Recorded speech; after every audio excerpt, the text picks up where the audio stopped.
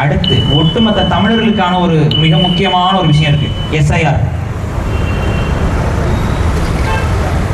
திருவண்ணாமலையில் இத்தனை பேர் வந்து குடியாகிறார்கள், பிரச்சனை செய்கிறார்கள், வாக்காளர்களாக மாறுகிறார்கள், அவங்க சமூகத்துக்கு வாக்கு போடுறாங்கிற ஒரு பிரச்சனை இருக்கு. இப்ப தமிழ்நாடு முழுக்க அவசர கதியில் வெறும் 3 மாதங்களில் நாம் இப்பெல்லாம் நமக்கு வாக்கு இல்லை, எனக்கும் வாக்கு இல்லை, உங்களுக்கும் வாக்கு இல்லை, நாம் எல்லாம் வாக்கற்றவர்கள், வாழ்க்கையற்றவர்கள், வாக்கு அற்றவர்கள். அவங்க என்ன சொல்றாங்கன்னா, இந்த 3 மாசத்துல எஸ்ஐஆருங்கிற அந்த முறைமையில பாஜக கொண்டு வருது, பாஜக அரசு கொண்டு வருது. இந்த முறைமையில எல்லாம் பதிவு பண்ணுமா, பதிவு பண்ண தவறினால் உங்களுக்கு வாக்காளர் அடையாள அட்டை ரத்து செய்யப்பட்டு விடும், நீங்க வாக்கு போட முடியாது. இந்த பெர்மனன்ட் அட்ரஸ்ல நீங்க இருந்தீங்கன்னா தான் வாக்கு போட முடியும். வெளியூருக்கு எங்கேயாவது போய் வேலை பார்த்துட்டு இருந்தீங்கன்னா அந்த அதிகாரி 3 முறை உங்கள் வீட்டுக்கு வருவார். அந்த 3 முறையில் ஏதாவது ஒரு முறை நீங்கள் வீட்டில் இருந்து விட வேண்டும். இப்ப அந்த அதிகாரி 3 முறை வருவாருங்கிறது அந்த அதிகாரி எப்படி உங்ககிட்ட தொடர்பு கொண்டு சொல்லுவாரு? சரி, அவர் வரல, அந்த அதிகாரி வந்து பொய்யா 3 முறை நான் வந்தேன், இவர் வீட்டில் பூட்டி தான் வச்சு இவர் வீட்டில் இல்லைன்னு சொல்லிட்டாருன்னா நீங்க என்ன பண்ணுவீங்க? இதான் கேள்வி. தமிழ்நாட்டில் வேலை செய்யக்கூடிய அதிகாரிகள்லாம் எந்த அளவுக்கு கண்ணியத்தோடும் கட்டுப்பாடோடும் தான் வேலை செய்து கொண்டிருக்கிறார்களா? அப்படி கண்ணியத்தோடும் கட்டுப்பாடோடும் தமிழ்நாட்டில் இருக்கக்கூடிய அத்தனை அதிகாரிகள் வேலை செய்து கொண்டிருந்தால் எதனாலப்பா தேர்தல் ஆணையத்துக்குள்ள முறைகேடு வந்துச்சு? கேள்வி இருக்குல்ல? சரி, தேர்தல் ஆணையத்தில் முறைகேடு வந்துருச்சு, அதனாலதான் இந்த எஸ்ஐஆர் கொண்டு வரோங்கிறாங்க. தேர்தல் ஆணையத்தில் முறைகேடு வந்தது யாரால வந்தது? அந்த அரசு ஊழியர்கள், எலெக்ஷன் கமிஷன் ஆஃப் இந்தியாவில் சில முறைகேடு நடந்துச்சு. நீ என்ன நடவடிக்கை எடுத்த? இந்திய அரசு என்ன நடவடிக்கை எடுத்துச்சு? பாஜக அரசு என்ன நடவடிக்கை எடுத்துச்சு? போன ஜனவரி மாசம் 6ஆம் தேதி 2025ஆம் ஆண்டு போன ஜனவரி இவர்கள் SSR என்று சொல்லக்கூடிய எப்பவும் வருடம் செய்யக்கூடிய கணக்கெடுப்பை எடுத்து முடித்து விடுகிறார்கள். 1 வருஷம் கூட ஆகல. ஆனா எஸ்ஐஆர் என்ற முறையின் அடிப்படையில் 1 வருடம் கூட ஆகாம இப்ப எல்லாருக்கும் வாக்கு கிடையாது, எல்லாரும் புதுசா பதிவு பண்ணுங்கிறாங்க. இதோடைய நயவஞ்சகம் என்ன தெரியுமா? மிக முக்கியமா கவனிங்க. நீங்க மட்டும் பதிவு பண்ண போறது இல்ல, இங்க யாரெல்லாம் இங்க வந்திருக்கிறார்களோ வடவர்கள், வட இந்தியாவிலிருந்து, பீகாரிலிருந்து, ஒரிசாவிலிருந்து வந்திருக்கக்கூடிய வேலையாட்கள், அவங்களுக்கும் அங்க வாக்கு போயிடும். அவங்க எந்த இடத்தில் இருக்கிறார்களோ அவங்க அங்க வாக்காளர்களாக மாறுவார்கள். 3 மாதத்தில் சுமார் 1 கோடி வட இந்திய வாக்காளர்களை தமிழக வாக்காளர் பட்டியலுக்குள் கொண்டு வரக்கூடிய மாபெரும் சதி திட்டத்தை பாஜக அரசு செய்து கொண்டிருக்கிறது. எதிர்க்கணுமா, எதிர்க்க வேண்டாமா? எப்படி எதிர்ப்பீங்க? எஸ்ஐஆர்ங்கிற நடைமுறை தவறான நடைமுறை, அதை நான் ஏற்கல, அதுக்கு நான் ஒத்துழைக்க மாட்டேங்கிறதான ஒரு சரியான நடைமுறை. நீங்க யாரும் பதிவு செய்யலைன்னா என்ன ஆகும்? 6.5 கோடி தமிழர் வாக்காளர்கள் இருக்கக்கூடிய தமிழ்நாட்டில் வெறும் 2 கோடி பேர் மட்டும் தான் வாக்கு பதிவு பண்ணியிருக்காங்கன்னு வச்சுக்கோங்க. எஸ்ஐஆர் நடைமுறைப்படுத்தப்பட முடியுமா? முடியாது. ஆனா அதை விட்டுட்டு இந்த திமுகவும் மற்ற கட்சிகளும், எதிர்கட்சிகளும், பாஜக எதிர்க்கிறாங்களா, எஸ்ஐஆர் எதிர்க்கிறாங்களா? ஆனா அவங்களுடைய வழிமுறை என்னன்னா, எஸ்ஐஆர் போய் வேகமா பதிவு பண்ணுங்க. எல்லாரும் பதிவு பண்ணா எப்படி எஸ்ஐஆர் தடுக்க முடியும்? எஸ்ஐஆர் பதிவு பண்ணாம இருந்தாதான் அந்த நயவஞ்சக திட்டத்தை நம்ம எதிர்க்க முடியும். எல்லாரும் எஸ்ஐஆர் பதிவு பண்ணா எப்படி எஸ்ஐஆர் யார் தடுக்க முடியும்? புரியுதா? இந்த மண்ணை மாற்றான் ஆள்வது எவ்வளவு ஆபத்துன்னு புரியுதா? சில மாதங்களில் நாம் இந்த மண்ணில் அகதிகளாக்கப்பட போகிறோம். சில மாதங்களில் இந்த மண்ணில் நமது விருப்பத்தின் அடிப்படையில் இங்க ஒரு முதலமைச்சரை நம்மளால் கொண்டு வர முடியாது.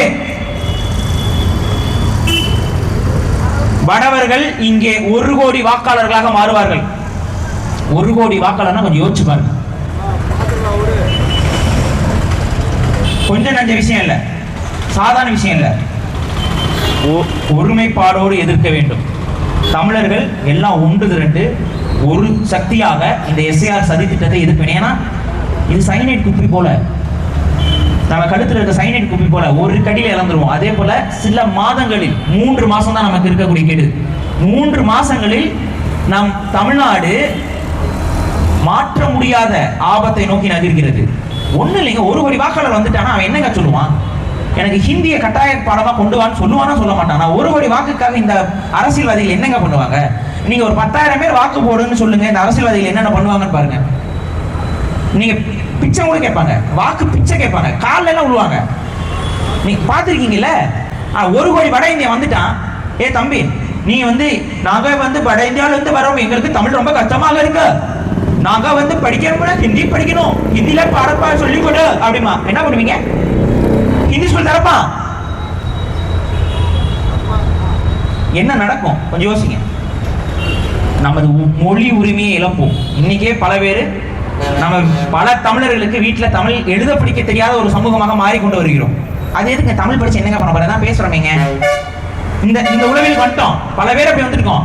ஏன்னா தமிழ் படித்தால் இங்கே வேலை கிடையாது, தமிழ் கிடைத்தால் முன்னுரிமை கிடையாது என்று கொஞ்சம் கொஞ்சமாக தமிழ் உணர்வை நம்மிடம் கொண்டிருக்கிறார்கள் இந்த திராவிட கூட்டம். இன்னைக்கு ஒட்டுமொத்தமாக அழிக்கிறதுக்கு சதி திட்டத்தை பாஜக கொண்டு வருது, திமுக அனுமதிக்குது. எதிர்க்க வேண்டாம். திமுக ஆவின் பால் பாக்கெட்ல அச்சடிச்சு கொடுக்குறானுங்க. இவங்க ஆவின் பால் பாக்கெட்ல எல்லாரும் பதிவு பண்ணுங்க எஸ்ஐஆர்னு வருது.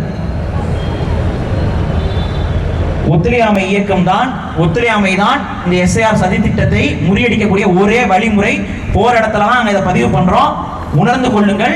ஒட்டுமொத்த தமிழரும் இதை நாங்கள் ஏற்கவில்லை. இது எங்கள் இனத்தை அழிக்க போடப்படக்கூடிய சதி திட்டம் அப்படிங்கிறத ஓர் அணியில் நின்று எதிர்த்தால் மட்டும்தான் இந்த நாசகர சதி திட்டத்திலிருந்து தமிழக மக்களை காப்பாற்ற முடியும்.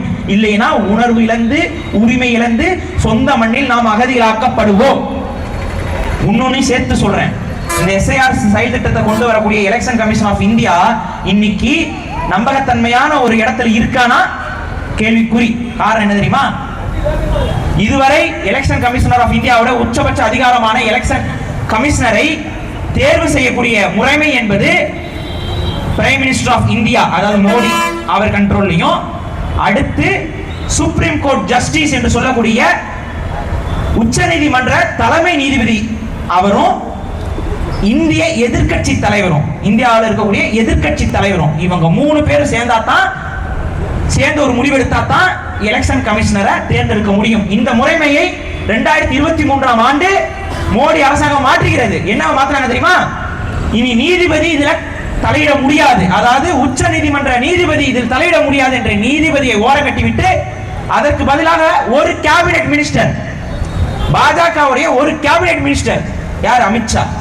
மோடி, அமித்ஷா, அதுக்கப்புறம் எதிர்கட்சி தலைவர் யாரு? ராகுல் காந்தி. இப்ப 2 மெஜாரிட்டி, ஒரு மைனாரிட்டி. யார் ஜெயிப்பார்?